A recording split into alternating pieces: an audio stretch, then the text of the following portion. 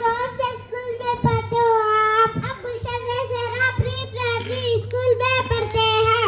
माशाल्लाह, बहुत अच्छी बात है। वहाँ आप क्या क्या पढ़ रहे हैं? हम वहाँ दुनियावी तालीम के साथ साथ दीनी तालीम भी सीख रहे हैं।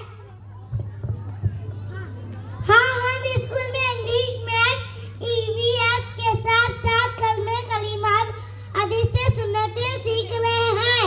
माशाल्लाह माशाल्लाह माशाल्लाह। तो आइए आप दुआएं कलमात सुना सकते हैं? जी जरूर, क्यों नहीं। इधर देखो इधर देखो इधर।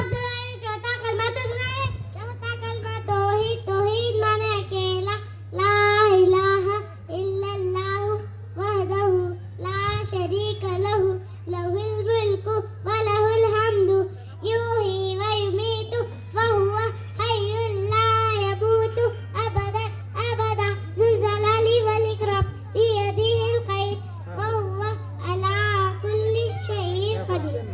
पांचवा कलमा इस्तग़फ़ार वाले तौबा करना।